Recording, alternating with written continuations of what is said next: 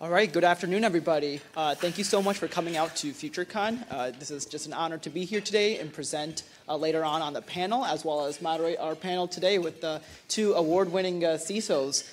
So before we get started, we're all cybersecurity professionals. We're trying to solve cybercrime across the nation. But Kristie and Arun, what do you guys do in your free time? Ladies first. I have two small children. I have a kindergartner and a first grader. So free time, I would say, is not necessarily something I have a lot of. And then we have two dogs. I have two Great Danes. So when you come visit my house, you get 400 pounds of dog greeting you at the door. So mostly family time, and looking forward to getting some snow this weekend to go sledding. Thank you, Kristie. I can actually relate to that. I have a little dog. He's 14 years old. I call him my four-legged son, and he follows me everywhere like a little lamb. We have two daughters. Of course, they're much older than yours. One's 28, the other's 24. As far as you said, what my interests are. So I guess my passions and interests. So I guess, first of all, I'm passionate about my family and so very many friends I've been blessed to have, like Kristie and so many in the room. And thank you all for coming. And so as personal interests go, and some of you know, I play Duplicate Bridge, the card game. Lots of strategy involved. I've actually in March going to represent the district, the American National, so that I read, I like movies, and lots of other stuff. So yeah. Very cool. Thank you so much for sharing that. So I want to dive in, and again, all the audience members, feel free after these questions. If you have questions, just raise your hand, and there'll be someone to assist you with the mic. So our first question here is, Kristie and Arun, could you introduce yourself more from the professional standpoint on your career and how you've come to this place right now? Yeah, I think this time I'll go first. So we'll rotate the strike, right, Kristie? So yeah, I actually have been a CISO now since 2003. And those are dark ages of CISO-ness, right? They had to be seen, not heard. And I've been fortunate to build two security programs from the ground up. And the second one I built was actually an integrated security and privacy program. Along the way, like I noted earlier, fortunate to make many, many friends in the industry, a lot in Detroit, but all over the world, actually. And I just, we're all so fortunate to be able to work in this industry that makes a difference and adds business value and enables the business. So. I have a somewhat non-traditional path to get here. My formal education, I'm actually a mechanical and electrical engineer. I started my career, built the first generation Chrysler minivan stow and go seat. And then in 2008, I had two guys in black suits walk up to me and ask me if I would join the CIA. So I did that as an engineer for a while. I worked in the Black Ops team. And then after we got bin Laden, that seemed like a good time to be done in Washington, D.C. So I came back to Detroit and back to as a powertrain engineer. And then in 2015, the Jeep Cherokee was hacked into. And so at that time, Fiat Chrysler was looking to build their global vehicle cybersecurity team. So I helped them launch their first network segmentation device at that time, which was the Gateway. And then I've been working in product cybersecurity since then, protecting autonomous and connected vehicles, both at Stellantis and Mitsubishi, and then Aptiv. And then just recently, at the end of last year, I decided to pivot out of automotive and try something different. So now I'm at Delta Faucet. And they do make connected devices. They make a connected faucet that you can command with your voice and stuff. And a shower that you can set profiles to and everything. But this also gives me opportunity to work more on the IT, OT side of the space, like in their manufacturing environment. So it's been a good evolution. And so it's been fun. And for me, something that I get really passionate about is taking a lot of different people that have a different and diverse background and bringing them into the cybersecurity fold so that you have a really good understanding and appreciation for that whole scope of everything that cybersecurity encompasses. And as it continues to grow and evolve and expand with more and more connected devices, having that diverse viewpoint and experience when it comes to solving problems and getting work done is really important to me. Yeah, Kristie, I just realized I have something in common with you. I'm also an engineer by training, but chemical engineering, so. Yeah, and look at us now. Not doing any of that. That's great. Thank you so much for sharing. So to move on to our next question, how important is cyber resilience, right? I mean, can you share your wins when it comes down to planning the whole implementation process of these changes that we are seeing in the industry? Yeah, I mean, I think for me, resilience is not just about trying to keep adversaries out, right? That's kind of, at some level, it seems like a foregone conclusion in a lot of ways. So it's really building that resiliency plan to how do you recover from it? How can you get back up and running? How can you minimize the downtime, the financial impact, keep the reputation safe for the company, get things back up and running as quickly as possible? And so for me and my teams, that's really about continuing to challenge that status quo and really evaluate, is this the best that we can be in this space? Is there new adversaries? Is there new environments that we need to be protecting and thinking about? How do we get these things back up and running quicker? And just continuing to practice and build that whole cybersecurity culture for the whole organization, because today cybersecurity is not just an IT problem. So cybersecurity prioritizes attack prevention, right? Now, cyber resilience has become mission critical, and the enhanced business value that has come forth out of that due to the realization that even the best cybersecurity cannot guarantee 100% protection, right? We've seen so many breaches in the past. So thus, resilience protocols and measures must be designed to ensure business continuity and operational service assurance in the event of a breach. Now, it's essential to design and build the capability to recover quickly in an agile manner while minimizing data loss and downtime. Thank you for sharing that. Now, obviously, incident response comes into play here, right, to making sure that we don't disrupt business continuity. Can you share some thoughts on that? Yeah, I think, incident response is an interesting one, because if you wait to respond to incidents, you're dead on arrival, right? So what am I saying by that? It's very, very important to have, annual, to the extent you can, tabletop exercises and simulations, and actually to the extent you can involve business leaders in it, because depending on the scope of the incident, it could be all the way to marketing, the CEO, the legal department. So having tabletop exercises or very complex scenarios year in, year out, and making sure they're there. And also, but not just resting on the laurels, because what you'll always find, I found it multiple times, you may do the best evangelization you want, the best education, but when you are doing the tabletop exercise, people forget stuff. So then you, right? They do. So you got to go back and actually adapt and tune and optimize your incident response plan and protocol on an annual basis. You can afford to do it, based on priorities or budget more often. By all means, do it. But I think tabletop exercises and preparation is key. Because when you get to it, it should ideally run like a well-oiled machine, right? Mm-hmm. Right, definitely. Kristie, do you want to share anything about the incident response part?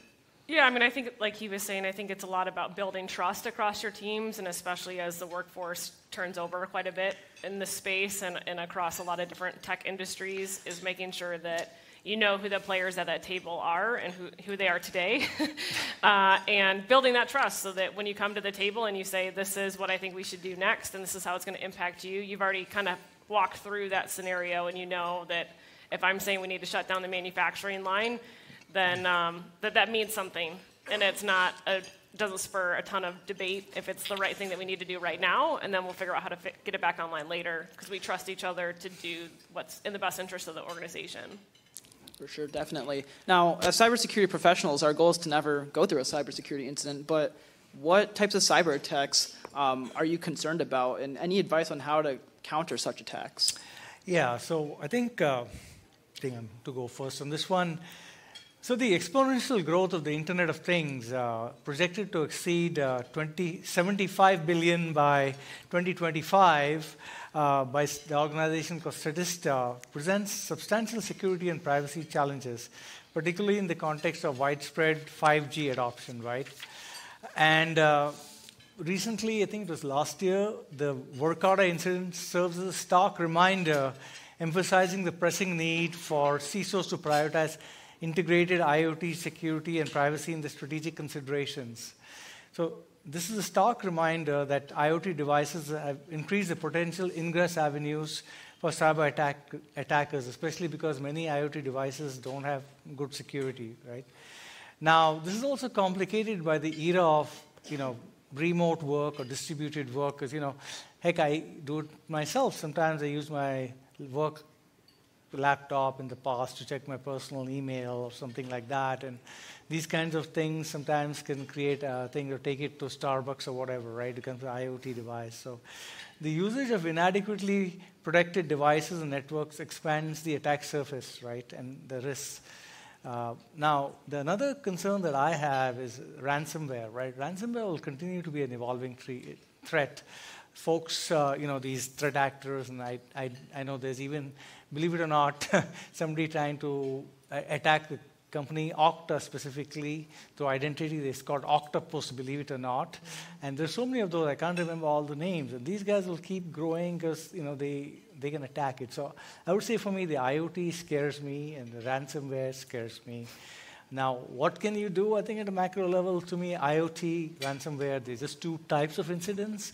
So the important thing is to, like we talked earlier, Kristie and I, having a robust incident response plan, protocol, but equally well, the communication plan that's also, I forgot to mention earlier, both among the IT teams to larger business, inclusive and not limited to involving marketing and so on, because if it's a large-scale breach, there might be the press involved. We don't know. So I think it's not just the incident response plan, tuning it, being ready, and I would say having playbooks for as many types of incidents you can make it. Obviously, new incidents come, new incident types. So if you have a ransomware playbook, that would be really great.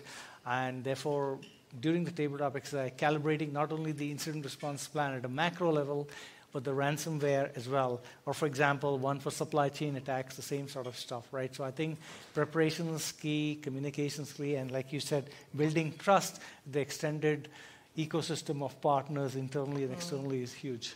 Absolutely. Yeah, and I think the proliferation of AI is really just exacerbated that situation today, right? And so in terms of really targeted spear phishing campaigns and really giving an opportunity for adversaries to weaponize in a way that they haven't been able to before. If they didn't have the tech skills themselves, now they can basically have AI generate it for them. They don't have to be able to come up with their own attack necessarily. Obviously, there's some protections in place that is supposed to prevent you from being able to, do that. But where there's a will, there's a way. And then you look at like the deep fake situation with the CFO that was earlier this week, who was able to transfer $25 million because he thought he was on a real Zoom meeting with the CFO, but it was not. It was fully AI generated, and oh boy. Things like that. That's just an incredible risk.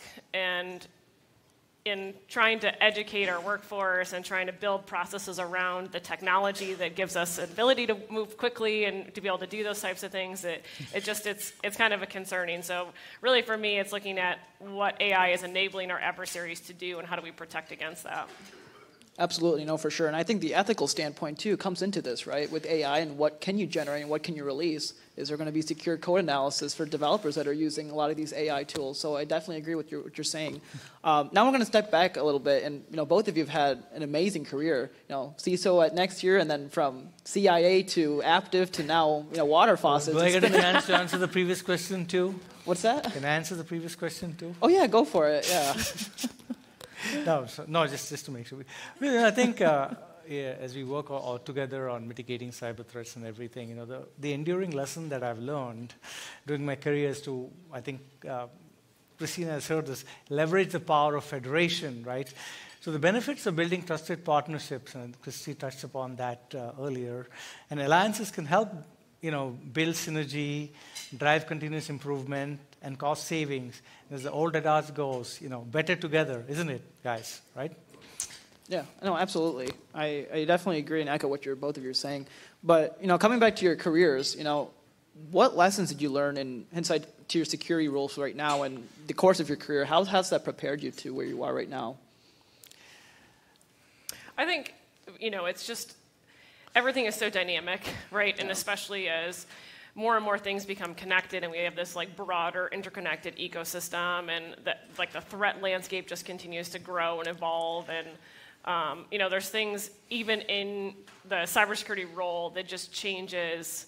I've moved at a lot of different companies, but each one of them has a very different risk profile, different crown jewels that you're trying to protect against. And so, like the role that I have so in automotive, you had to be an expert in all the things that connected into your vehicle, right? So it wasn't just traditional like Wi-Fi and networking skills, and you had to learn CAN bus and stuff in the vehicle. But now you add in like Bluetooth and USB and your diagnostic ports and some of these other entrances into your space that are potential inroads for adversaries to take over command and control or whatever the case may be.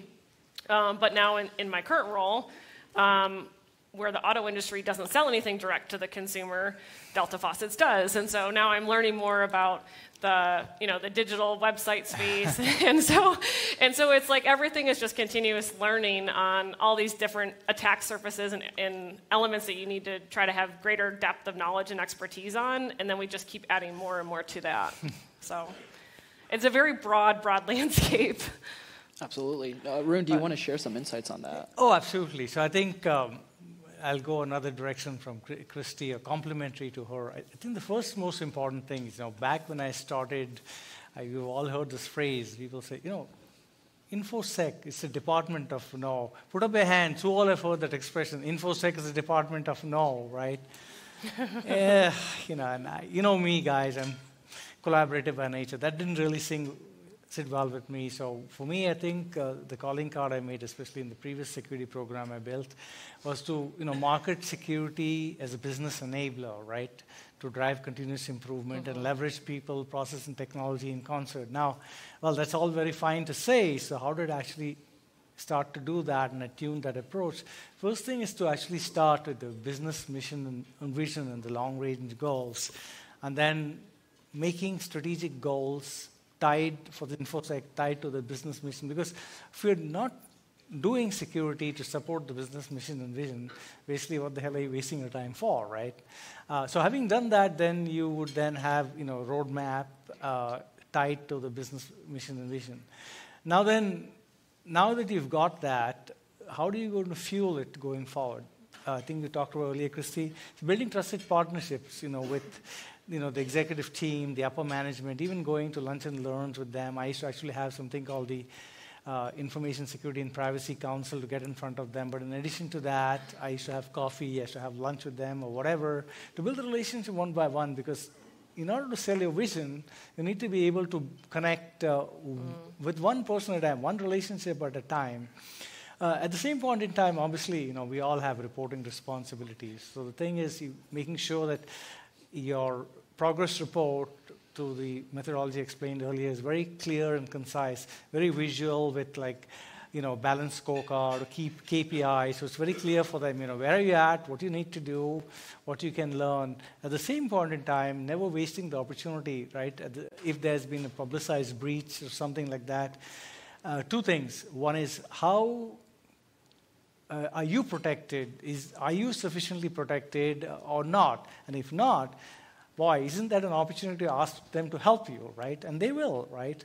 And the last piece of advice I would say that I learned from that is to speak in layman's terms, right? I don't want to talk about network segmentation or zero trust and all that. You can mention it, but they don't understand. So hopefully that resonated at some level. Absolutely. No, for sure. So the next question is going to be tailored towards the cyber trends, and I'm just going to pivot up a little back here. Now, I'm going to target Kristie here. Obviously, working for a water faucet company, there's infrastructure involved, right? And in 2021, for example, in the city of, I think it's Oslorf in Florida, cyber attack basically compromised a water plant.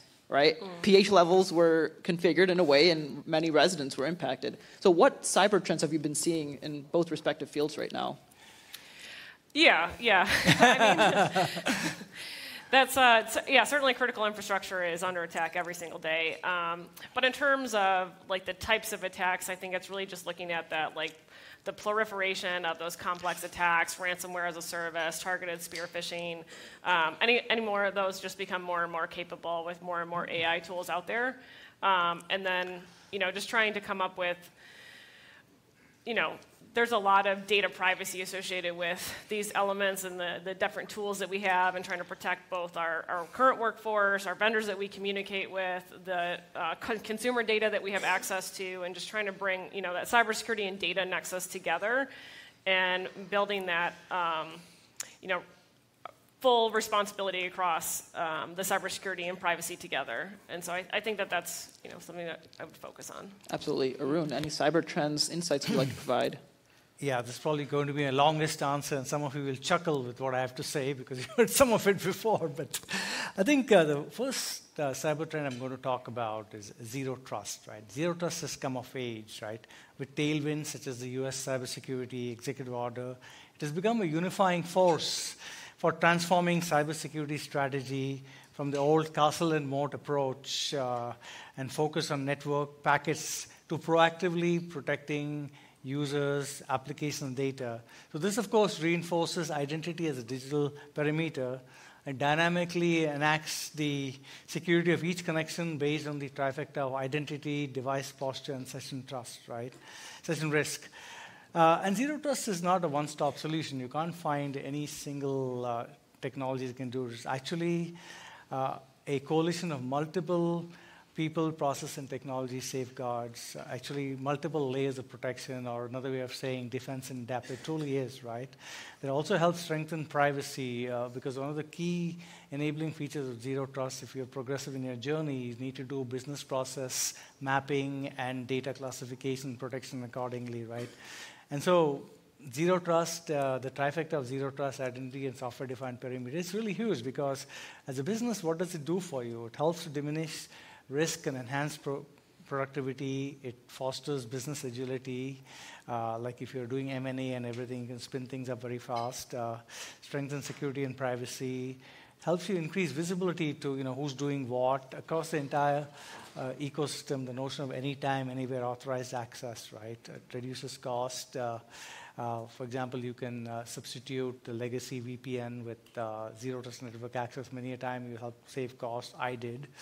And it does reinforce breach protection because you take those levels of disciplines. Now, the next thing I think is you talked about earlier, Kristie, but I must reinforce it, is artificial intelligence. It serves as a double-edged sword, right? Whereas it fosters innovation, automation, productivity, it, by nature, simultaneously introduces significant cybersecurity and privacy risks. And one prominent threat is business email compromise, right, which remains a leading vector for cyber threats and as an entry point for major ransomware and fraud. And business email compromise also contributes to supply chain compromise as well, right? So effectively combating this needs a good email security platform because, the email, we are on email anytime, anywhere, authorized access, so it's really key. And therefore, to tackle these evolving threats, actually, the integration of generative AI and large language models is shaping the next generation of email security solutions. So this synergy then simplifies and enhances the efficacy of safeguarding against the intricate landscape of cyber threats, creating a more resilient cybersecurity framework. For sure, definitely. Hey, Arun, don't they call you like the zero trust czar or something like that? Is that? Yeah, well, it depends who you talk to, but indeed, we're making it popular now. What's the official title? What Schneebs call you? So it actually started with, I don't know if he's here today, but my dear friend Brian Schneebly. So one day we met actually at the Detroit, what is it called? The Detroit Athletic Club. And I remember we had the opportunity to take this one marvelous group picture of the setting sun. And after that, he sent something and he tagged me. And many of you have talked about, like Maureen, and people tag me, it doesn't work on LinkedIn. They actually told me to get a new account. Can you believe it? So he tagged me and he says, hey, Arun, did you actually see, I tagged this. Okay, so I went to his thing, LinkedIn profile, and I saw that, and he said something to the effect of Detroit Zero Trust Savant. Oh, the Savant. Yeah, that's even better. So, and then, of course, there's a gentleman called Michael O'Neill who actually is a famous author. He used to work, I forget the name of the company. I contributed to a book, and when he came to town last year, he went to dinner with me. He was very kind, a famous man like him. And he took a picture with me, and he posted on LinkedIn saying, I had the opportunity to have dinner with the Detroit Zero Trust Savant. So anyway, So anyone that tags Arun, that's the title you need to include him when pictures of today's event. I got to see the Zero Trust Savant speak. You can make it an official hashtag on LinkedIn today, right? Yeah. Arun's going to be trending for sure by the end of the day. There you go. Wonderful. So the next question is going to be pretty interesting, but I guess a little background on this. So before working at May Mobility, I used to work at Google Cloud as a cybersecurity consultant. And the day Microsoft announced something called OpenAI, things shifted a bit at Google. So the next question here for both of you is, what are your thoughts on the rise of generative AI and the ramifications for cybersecurity and privacy? Yeah, I mean, I think I've talked a lot about in the hands of the adversary, but if you look at the capabilities inside your company as well, kind of shifting focus a little bit there, but we have a lot of data that we put into those tools, even if you're protected behind your firewall and it's your own generative AI engine, whatever the case may be. There's a lot of data proliferation that happens associated with that, where people are trying to leverage that data into their analytical models, and it's really hard to have really clean data privacy hygiene across some of these systems without really understanding how the data is being used and traversed and downloaded into Excel spreadsheets and then repopulated into other areas. And so I think it just really exacerbates the data privacy landscape and trying to put in really strong frameworks and rules and protections throughout your company. And so, yeah, I think it makes the job a little harder. Absolutely. Arun, any insights on this? Absolutely. They earlier noted that AI is a double-edged sword, right? So to that theme, it'll, on the dark side, if you will, generative AI will evolve and will enable threat actors to develop and launch complex attacks on enterprises, such as malware or deep fakes, like you mentioned, Kristie. On the other hand, the good side is CISOs and security teams can harness AI to proactively identify, protect and respond to threats via anomaly detection, endpoint detection response, and natural language processing, right? It's important to establish AI policies and guardrails before widespread adoption, because you have to be careful. I know my friend Koover, I see sitting there, he always pokes fun at me because I said AI is great, but I'm always a believer in supervised AI versus uncalibrated AI. And I think that's why I talk the notion of guardrails, because I remember, it's not necessarily germane to security, but it's a story from a few years ago when a company whose name I don't remember truly built this recruiting system based on the AI. And when they went live, they found it was filtering out classes of people. I don't know where it got that bias from. So I think whereas AI has a lot of potential, I always worry about the adoption without the proper guardrails and the calibration, if you will. And I think Geoffrey Hinton, the supposed godfather of AI, actually quit his nice post at Google or something to raise the clarion call to say, hey guys, AI is great, but be careful. And so. But I'm not against AI. On a personal note, when I got to grad school in chemical engineering, the first year, it was in the late 80s, I could take one elective. I took a course on Introduction to Intelligent Systems. So I love AI back in the day, but I do have to say, as CISOs and security leaders, we need to say, it's a double-edged sword. So use it wisely and carefully. Absolutely. So I guess a follow-up question, with myself working in the security space and many others here today, what are your thoughts on, Enterprise GPT as well as, Bard and Gemini and, there's GitHub Copilot now where you can integrate all these AI tools. Do you recommend people to use these within their workflows? Well, yeah. I think it goes back to what Arun's saying. I think you just got to have some good understanding of what data is going in, where is it going, how is it being used. Are we putting our sensitive IP in that? How are we protecting against that? Are we putting PII into these engines? If someone wants to, under the right to be forgotten, can we extract data back out of that learning model somehow? Like, do we have a capability to manage this through the whole life cycle? And so I think it just needs to tread cautiously. Absolutely, for sure. Arun, do you want to share anything on that question? Is it sweaty in here? Is everybody sweaty? No. I mean,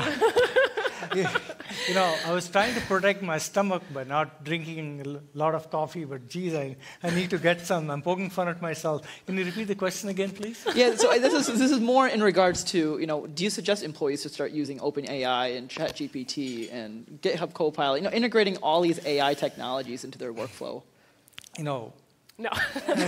I've not no to that. I mean, sorry, I was. Didn't you say we're not the culture of no? We're trying to enable the business. I wasn't. Thank you, Kristie. Thank you for listening.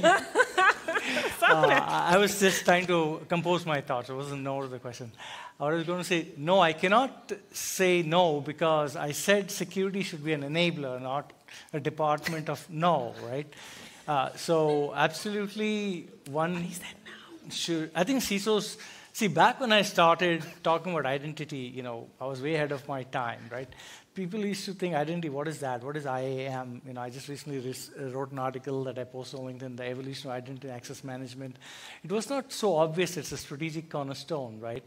But I think CISOs need to educate themselves about the power of AI. They need to, because, man, they're there to support the business. So I think we should be cautious. The thing that I'm very nervous about is I will never endorse to say, hey, go and use it without any guardrails. I will never say that. Because Samsung, who's heard of Samsung? We all have heard of Samsung, right? What happened to Samsung? Some engineers who wanted to be productive, let me say it nicely, posted some of their proprietary code on the public ChatGPT, right? And you know what happened thereafter. So. Right, so the problem is, I think it comes back to a point I was trying to make earlier that I forgot, so let me take a segue, and that is the World Economic Forum says 95% of security incidents happen due to people. That's another example, right? And especially when you talk about generative AI and the public AI, the unfettered one, that's risky. So, I think you need to do two things. Invest in training and awareness program. The ROI is huge, not just for generative AI and the appropriate usage, security as a whole. I think, what I talk about is human firewall. I don't know if you guys have heard the term, but tuning the human firewall to tabletop exercises or regular, bulletins or even, gamification is very, very important. I think definitely all those channels should be used to help people understand the risk. But you can do everything you want. Somebody's going to do something like at Samsung. So what would I advocate? And I don't want to recommend a particular platform, whether it's Microsoft Copilot or the Bard or whatever. But if there's a way to leverage the technology and build it internally and then start releasing it like projects, like the proper guardrails, one project at a time, then that's fine. And there are companies that actually don't allow people to connect to ChatGPT or Enterprise Network. That's a double-edged sword again because, you're killing productivity as well. So I don't know how to answer that. I hope your training program is good. So I think in summary, I think the secret sauce to effective use of, AI is to use a castle mode approach. I know I said I don't like it for zero trust. For generative AI, I think castle mode is most appropriate. But then training people, and it's people, process, and technology. So people training them, the proper processes and governance, right? And then as a technology platform, putting the right level of technical guardrails around. As Kristie mentioned earlier, I don't know enough about AI, just I'm learning, but for classical data stores, you have platforms, which I shall not name, of course, that allow you to do data characterization and governance. So our priority, trying to find a partner, pushing some of those guys to extend themselves to AI so that they'll be able to support what you just said earlier, right to be forgotten, support for GDPR. Mm-hmm. I like to use ChatGPT to craft very sensitive topic emails in the sense that, like, this is what I want to say. Can you make it sound more professional and nicer? And so if you get like a really eloquent and well-written email from me, I did not write that. That was over here angry typing something differently, and it popped out something very nice. Kristie, you're one of the nicest people I've met in my life. I find it hard to believe using ChatGPT. I did actually see, though, on social media, someone used it to write like an email to their boss to say, I'm not going to be able to come in today, my kid is sick or whatever, but they had it written in the style of Vanilla Ice. So if you haven't read that email, it's fascinating. That makes me want to do, I don't know. I'll have to take a look at that one. No, but that reminds me, somebody just told me a story, what's the date? Well, just yesterday, I guess, was Valentine's Day, right? And so I heard this story, I don't know if it's an urban legend, it's actually true, of a guy who remembered his Valentine's Day, so he went and bought chocolates, he bought flowers, he bought perfume and everything, and he put all that in a nice, the bag, gift bag and everything. And he forgot to buy a card. So he comes there, and his wife was upstairs doing something. So he thinks, oh my God, better write something. So he went to ChatGPT, and he wrote something, and he printed it on this nice thing with flowers, the laser printer, folded it nicely and gave it. So wife sees that, she's very happy. And then she says, oh, there's something, you wrote something for me. She reads it. She says, you use AI to write a letter, you lazy guy. So, but I'm just joking. I know it's a real story. But the point that we're talking about, AI, what you see is not always what you get. Absolutely, and I think every time I see emojis in a big LinkedIn text or something, I'm pretty sure that's ChatGPT oriented, right? And that's something that we all have seen, not just at work as well as just in our personal lives. Before I go to the next question, I want to open the floor to anybody has any questions so far, because I know we've been talking the past few minutes. Anybody have any questions? I know there's a mic going around as well. Yeah, I want to take a sip of water, and probably there's Kristie too. Cheers, Kristie. Oh, yeah, cheers. There you go. Yeah, there's a question there, I see. Some questions.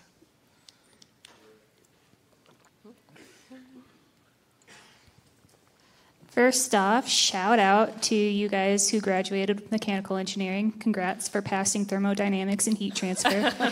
I know the pain of that. My particular question is, given that you guys have worked in both more private sector and automotive cybersecurity, which one would you rather work in, and what have been some differences that you've noticed between the both, maybe in just the job style, corporate structures, things like that? Okay, well, you think I'll take it.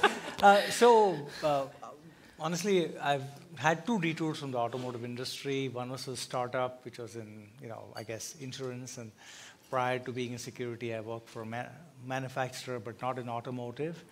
I would say the thing is, with the automotive industry, it's like, I'm Catholic, so I'm going to joke. It's like the feast and famine, the 7 years of feast or 3 years of feast. So when things are going well, everything, is everything, and then the belt tightening is, so it's like between one extreme to the other, and that is the hardest thing about the automotive industry. From a cultural perspective, I think the automotive industry is quite close-knit, actually. Everybody knows it, just like the cyber industry. That's a good thing, it's good for career growth and everything. In the other industries that I've worked, I think, they're much more, I would say the flip side of automotive is because they're bigger companies, it's a little less agile than the smaller companies that I've worked with. And it's not good or bad. It's not a bad comment. It's just what it is. Smaller companies, I think, they tend to be more faster moving and so on. But they also expect more of you. Not that you don't work hard in the auto industry, but you join a startup. Oh my, you're working around the clock. I was always working. So I think, and as far as people go, there's good people on both sides of the fence. That's the important thing, right? I said earlier, one relationship at a time, and I've been blessed to have friends in both sorts of sectors. Yeah, my career has been very diverse in the sense that I've worked at an OEM, I've been at a couple of tier ones, I've been a consultant, I've been at the government, I've been outside of automotive, and I think it's really more the company culture more so than the industry that it's in, right? So, really small companies of 50 people or less, and really big companies of, 50,000 employees. I think government lives up to the hype in the sense that it's if you make a mistake, you just started World War III. So, it makes sense. Let's do a couple more reviews and committees. You don't have a lot of autonomy, which makes sense in that context. But has a really cool and interesting mission associated with it. And then, private industry, you get a lot more responsibility, but, that doesn't always, comes with other things associated with it. Right. Other stressors. Sleepless nights. No. So is there a question in the back? No, we have a virtual question. Oh, sure, fire away. Online, and I'll put that up there now. Just to finish that thought, I've also worked for I've worked for Mitsubishi. The Japanese culture is a lot different than the Italian culture at Fiat Chrysler, and so I think it's really more looking at the company itself and the culture associated with it. Okay. So I can take that if you don't mind. Sure. It's a topic near and dear to my heart. Right? Ooh. So it's funny because some of you that came to Secure World, I touched upon that subject already, so I can be very fast in my answer. So if you look at the fields or disciplines of security, privacy, and enterprise risk, right? So today, I think sometimes, privacy is under legal, security is under IT, and, whatever, right? I actually see a convergence of those three functions coming, where they're going to coalesce. And at least initially speaking, at a programmatic level, there may be a task force, or there may be a program management office for those to work together. But in the longer range, I think for those CISOs that are more progressive and get an MBA or a more broader business focus, I see the opportunity for them to become chief risk officers of the company as well, right? So I think the important thing, whether everybody becomes or not, I think CISOs have to understand risk, they have to embrace risk, they have to support the business, they could even get certifications, and really embrace it. And leaving the organizational aspect apart, building those bridges with enterprise risk, and with privacy, which is not, and having it right. But also at the same time, also giving a plug where I think the CRO will report to the CEO, but I think this time has come for the CISOs to be at least a peer of the CIO and so on, because that's what it needs, because when security is buried under IT, sometimes you're trying to shake the house you live in, and it's not easy, especially at budget time. Right, Kristie? Oh, yeah. So hope that helped. I like that analogy. I think, the question is probably with, who is it, Tim Brown at SolarWinds and his SEC lawsuit and some of the other pressures that he sees as a CISO. I've heard some CISOs talk about the need to have professional liability insurance to carry as yourself in that case.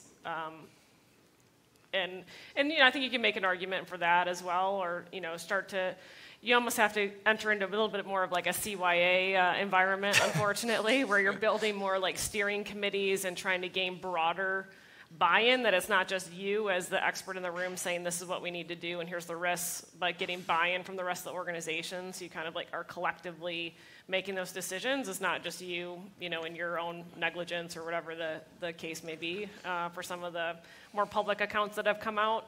So I think it's kind of dependent on your personal environment, the company that you work on, your personal level of risk, those types of things. But some days I'm like, why did I do this? There's a question in the back. Mark's got a question back there. Always good for a question, Mark. Thank you. Wait, here comes the mic. Yep, here you go. Here, okay, thanks. Concerning regulation and AI, what are your thoughts on future regulation for AI? Would you like to see more regulation within the industry or less regulation coming in from the government? That's like a political question. What side of the aisle are you on, Arun? Thank you, Kristie, for punting, as they say. So, no, all jokes apart. How do you feel about big government? Well, I think because I was also privacy officer, I've been asked this question before, and I'm never shy, Kristie. I think that's why you punted, didn't you, my dear friend? So we make a good team. Yeah, right. So the thing is, I think the answer is very nuanced, right? I'm certainly not against government doing it, because I will tell you, let me rewind for a little bit. The thing that really used to piss me off a lot, because I talked to, is IoT security as an example, right? Nobody gave even 2 cents of time to IoT security. except for one state. Who knows which state in the United States? Which state cares about IoT? Does anyone know? It's California.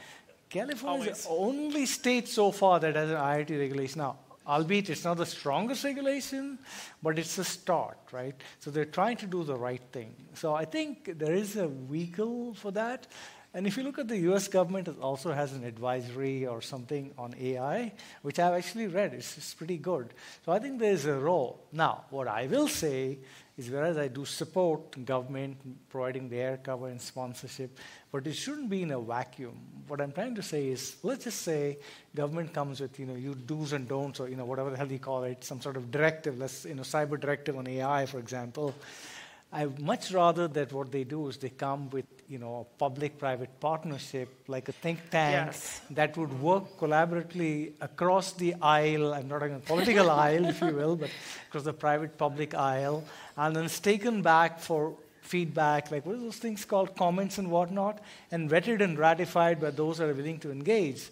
And I think that can be a really powerful, meteor and dynamic for really progressive way for the government or the government and the private industry to work together, because everyone has a role to play, and individuals like us and task forces that pull together. Does that help? Have you ever watched, I think it's the congressional interview of Mark Zuckerberg? And it's like, that's not what the internet is. I was like, oh boy. But to piggyback on that, I do think that there's a lot of value, and there's some pretty significant gaps where there needs to be some level of intervention, that just letting it proliferate out there without, there's not a clear rule on copyright infringement, right, and what kind of ethical information you can put into your learning model. And so I think coming out with those types of guardrails and some of the things that Arun's talked about, so that we can safely use it. But right now it's kind of like the cat's out of the bag, so someone's got to catch up. Perfect. We'll get back to questions. We do have a few more questions that we want to ask here for those two panelists. So last year, the SEC put out a bylaw about notifications about cyber attacks. So this kind of goes into the next question: is how do data privacy regulations impact global enterprises, and how important is an integrated, holistic security and privacy strategy? Like Arun said, you can't really have one without the other anymore. They're fully integrated. They're part of two halves of the same coin at this point. And from a execution and organizational, value, it really should be part of the same group and led probably by the same person. I likewise have been a privacy officer in a previous life, and it sounds like I'm going to have the opportunity to do that at Delta Faucet as well. But I think you can't have, data privacy is a little bit more immature in a lot of spaces, but it needs the same level of governance, and it needs a framework, and it needs to have policy, and it needs to have education, and it needs to have all these things that we're doing for cybersecurity already, and building this culture of cybersecurity, and we're building a culture of privacy. And so I think it really has to come from that same space, so that we're not conflicting with each other, and that we're not also, over inundating the employee workforce with, a disparate plan and a disparate framework, and, go to this wiki to get information, and we're sending people all over the place and try to consolidate it so that it can be digestible and it can be effective. Yeah, well said. I like the idea of a two-sided coin. Well said, Kristie. Can we make a three-sided coin? Maybe we could. Well, hang tight. Something like that is coming. So, I have a real-life story to tell you. When I started the previous company that I was, I took on additional responsibility of privacy, within 6 months of joining with a security hat. We started to do some presentations where I talked about the CIA triad, which we all know and love, and confidentiality and all that stuff, right? So when I became privacy officer, I made a presentation, and people said, why are you making such a big deal about privacy? Is the confidentiality, you're taking care of the data, why should we care about privacy? What is it? And mind you, in their defense, Safe Harbor had just been invalidated. So it didn't have a good connotation, and that's one of the drivers why it was given to me, because I had prior. So I tried to explain to them in this way. I said, confidentiality is about data, and privacy is about people. And the only time the fields of privacy and security become intertwined inextricably is when the data is about people. Right, Kristie? Yep. So therefore, with that preamble, an integrated security and privacy program is absolutely essential for global companies, especially if they are based in Europe, or they're based in China. There's the GDPR, there's a personal information privacy law, the China data security law, Brazil. And the GDPR, for example, is considered the gold standard of privacy, right? And I've heard rumors and rumblings that even the US is looking to some degree to do it. So I don't know how true that is. But the fact is that the ability to enhance data protection is mission critical due to these global privacy regulations like the GDPR. So where the potential fines at a minimum could range from 20 million euros to, hold on to your hats, your seats, 4% of global revenue. And if you think that's a lot, it's like the O.J. Simpson trial. People can sue you in civil court as well, so the potential liability. So it's not just the monetary stuff that we have to worry about, right? I mean, it's the loss of focus of management. They are fighting a lawsuit, etc. They can't manage the company. Reputation takes a toss, right? So essentially, I think all these regulations should be a clarion call for senior management at all companies, right? And recently, I think there's been cyber regulation. You mentioned that even the United States, so I think it has to be taken seriously. For sure, definitely. Now, as most of you are all familiar with the Interagency Security Committee, their goal this year is to making sure that we have a lot of individuals that want to get into cybersecurity have those resources, offering the CC exam vouchers, as well as just other initiatives. So I guess for both of you right now is, how do companies address the cybersecurity workforce shortage and mitigate associated enterprise risk? Yeah, I think I'm supposed to go first on this one. So the industry. Spot, where are we? Yeah. Well, I think he forgot one question. I think that's why. So it's confusing, but it's okay. So I'll go first, like we planned. So the industry faces a critical talent and skills gap, and it's estimated to be 4 million people in 2023, at the end of 2023, by InfoSecurity magazine, right? So bridging this gap requires promoting diversity and inclusivity within the workforce. And that is not just, people from diverse, countries or, different, I guess, races, but also diversity in background, right? Why not allow somebody from an arts degree or a commerce degree or graphic design degree, whatever it is, right? And I think companies can help this, right, by creating scholarships and grassroots movements. Heck, have some essay competition for high school kids on cyber and give them some money, and then maybe even have a scholarship for them to go to universities, and maybe they will pay you back by joining your company. So all those things could be done, right? But basically, I would say inclusivity and diversity, I think that is the secret sauce for companies to adopt, right? And catch them young. Yeah, I mean, I think it's time to broaden the pipeline, right? Of look at some of these other programs that are in place. Look at opportunities for people to career pivot into cybersecurity that are really good at problem solving. There's other transferable skills that we need on our cybersecurity teams that they can get from other areas, to be really successful in governance, for example. Maybe they're a finance auditor, now they're going to be a cybersecurity auditor. But it's, the same foundational skills are going to be the same. And a lot of cybersecurity is being a really good team player, right? A lot of our cybersecurity teams, we might be like the first line of defense, but we need somebody else to take action someplace else to solve the problem or to further enhance our cybersecurity posture. So being able to, manage that outreach and have those people skills and those soft skills are great things that we need to have on the team. And then, there's opportunities like veterans make really great cybersecurity professionals. We also have organizations even in the Metro Detroit area. If you haven't heard of WAMSA, the Women's Security Alliance provides a mentorship program for people looking to enter into or pivot into cybersecurity, so looking for those transferable skill sets. Everyone in this room should be a mentor for them. It's a great opportunity to give back to the community. There's an event they're having March 7th at United Wholesale Mortgage up in Pontiac. That's a great way to get connected, involved. Shameless plug there, I sit on their board. But I think it's a really great program, and they've been able to help a lot of people and place a lot of really good, strong talent, whether it's technical talent or program managers or governance, risk compliance type individuals, and bring them into the cybersecurity field and where they can continue to provide value. Yeah, to close that gap. I wanted to piggyback. The Women's Security Alliance, both the co-founders are dear friends of mine, Rebecca Harvey and Ranu Parmar, right? So to what extent I can, once or twice, I've been a mentor myself, right? And having 2 daughters, I think they're doing a fantastic job, really great job. And I see my friend Shauna here. The first time she met me, she was on a panel somewhere in Detroit. I think it was like some senior people and the younger, and she was the youngest of the 3. And I was so fascinated by her insights that time I went and I talked to her, and I told her, I'm so proud to see someone like her in the industry, because I have 2 daughters, And so the more ladies we see in Women's Security Alliance, great stuff. Thanks, Arun. Absolutely. Thank you.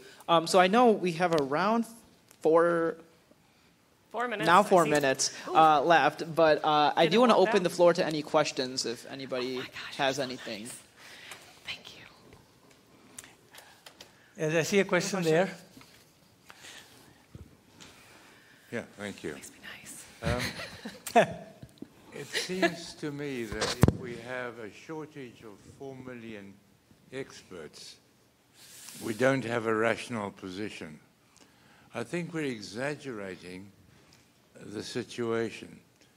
I would like to give you a concept called predator satiation. This is where you've got in the African savanna, herds of springbok. But the lions stop killing the springbok when they've got enough meat. I think that's what's going to happen to cybersecurity. They're going to stop killing the springbok when they've got enough meat. Yeah, I get it. The adversaries or the recruiters? Yeah, well, the thing is that's an interesting thing. So I want to tell you this. This is really a true story. My wife's second cousin, and actually he and I are good friends. One day through WhatsApp, he sends me the job description for a blockchain security architect. And I go, why is he sending it to me? I'm not, I know. I thought there must be a reason. So I actually printed it out because my eyesight is not good, and I printed it. And I read it line by line. First page went, second page, most of it went. And then finally I saw why he sent it to me. So 4 years ago, it says, require 20 years of blockchain security experience. How ridiculous is that? So it's to your point of HR. I think sometimes and what I'm trying to say is a 2-part thing. If you're putting a job description as a CISO, Director of Security, CIO, be a partner to it. Make realistic job descriptions. Because many a time I see job descriptions saying, yeah, exciting role, entry-level cybersecurity engineer with the CISSP. For God's sakes, man, you can't get it without 5 years of experience. So I think I understand your point. I think what we have to do is help and partner with the HR and business and outfits like Women's Security Alliances by having model job descriptions that can be, generally applicable or even at a national level, because part of the problem is they don't want to give chances to people of diverse background. But, well, what the heck? The job descriptions themselves are totally divorced from reality and the expectations. So I think we have to be more rational. So I take your point. You agree, Kristie? Yeah, absolutely. But I will take my opportunity here to make a shameless plug again, because I do have some opening positions on my team and at Masco. So if you have a data privacy, IT/OT background, identities, anything like that, go check it out, please. I've known Kristie for a number of years, and she's awesome. So anybody who wants to apply, please. Any other questions from the audience? Last chance. Can we give some closing advice? Yeah, let's do some closing advice. Closing we have advice, a minute left. Kristie? Yeah, I think we've touched on a lot of different things, and I think the reality is that the threat landscape is really just a continuous evolving space right now, and it's just continuing to grow as we add more and more interconnectivity and more data and more tools into this environment. And so I think we just all have to be really good stewards of our data privacy and our cybersecurity programs and bringing those together, breaking down some of those barriers, being more collaborative across the aisles and whatever aisles there may be, And really just being a continuous learner, that it's always something changing. What you thought was true last week is not necessarily going to be true next week. And, things that weren't connected before are now connected, and that brings in a whole different, list of threats associated with it. So, being ready to continuously learn from each other, share with each other, help and mentor the incoming workforce, be open to those diverse backgrounds and skill sets to bring them into your teams and teach them and let them figure things out and look at things a little bit differently. Just be good people. Good people, I like good that. People. Yeah. Thank you, Kristie. So I have 2 or 3 things, so please bear with me. So to thrive in the field of cybersecurity, cyber professional, not just young professional, all of us should prioritize fostering collaboration and effective communication, right? That's the secret sauce. I think I touched upon it earlier. This is crucial because of the interconnected nature of security challenges, right? Building strong relationships across departments is essential for seamlessly integrating security into the organizational operations, right? Also, like the Women's Security Alliance, the Cloud Security Alliance, 3 years I was on the board. Folks should join that. I'm on the board now. Yeah. Maybe I took your spot. Yeah. And you gave it up. No, well, good for you. They upgraded, Kristie. Well done. I'm just trying to live in your shadow, Arun. That's my life goal. So, young people should join industry groups and seek out mentors, right, who can serve as trusted advisors. It doesn't have to be through official channels like the Women's Security App, but just reach out. I mean, there's some people I mentor, reach out to me on LinkedIn kind of a thing, and probably you do too, right? And then the other thing is, I think in the immortal words of Sun Tzu, the well-known strategist and philosopher, tactics without strategy is a noise before defeat, right?